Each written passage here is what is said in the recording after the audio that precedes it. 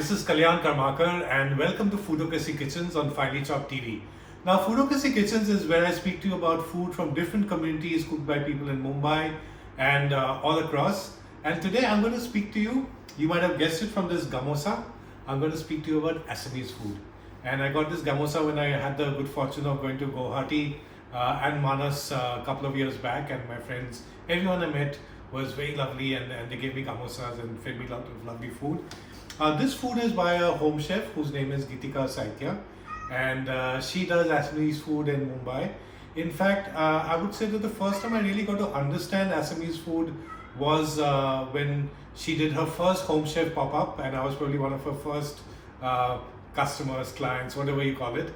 And we remember going to her house, and she did a little PowerPoint presentation about Assamese culture and the tribal culture to which she belongs, the Bodo culture also, and the Spring Festival which she's spoken about, and the food and the dishes and what goes into it. And since then she's done more festivals, pop-ups, and this food is some of that. Let me tell you what's there. So pork is consumed a lot by the tribal folks in Assam, and they do the khorika where they smoke pork in bamboo skewers. And in fact, this one is smoked so beautifully that it almost feels like there's bacon in it.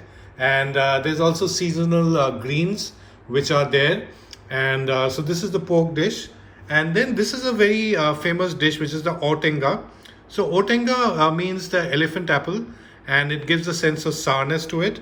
And this one is the otenga pachamukhi kosumas, which means elephant apple with a five-mouthed taro tuber, katla fish curry, and this is served with steamed rice, and they normally go for sticky rice and the mustard chutney again. And then these are what they call the pithas. So these are a snack item as well as often had for breakfast. And so there is til pitha with sesame, there is sweet ghila pitha, there's salted pitha, and then there is narikal ladus. So this is what's there in the food which Geetika sent. There's not much which is known about the food of the Northeast or even Assam. And in fact, I grew up in Kolkata, I didn't know much. In Mumbai, there were no options.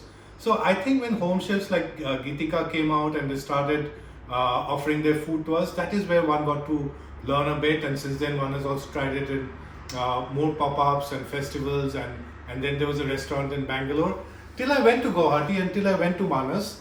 And then I realized that there is no one thing as Northeastern food, because there's so much of difference. There's 7 states, and then within Assam also there's the tribal food, the food of the plains. Like for example, one often associates pork with Assamese food, but it's again more a tribal dish. It's not so much had in the plains. In the plains, on the other hand, it's the fish curry, like you saw in the otenga katla curry.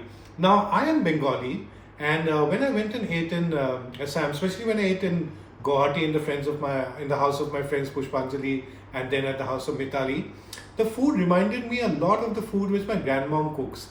And she was born in Dhaka in Bangladesh in the pre-independence era. So that's when I realized that it's almost like a continuum in the east.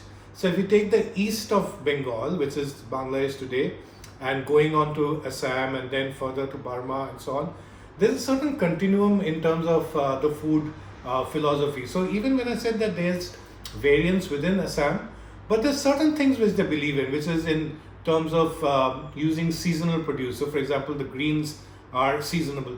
Or for example, in the tribes, when they have things like goose and duck and so on, it's in winter, which is like when they look at heaty, gamey birds. Or also they don't use too much of spices or masala.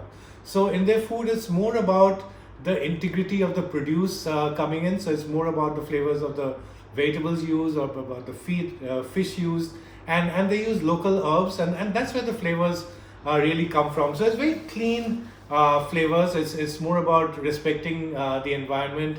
It's all about seasonal, and it's a dimension of Indian food which perhaps people don't know that much in other parts of the country or outside the world. So I think that these efforts are absolutely fabulous, because this brings out hidden facets of our glorious heritage of food in India.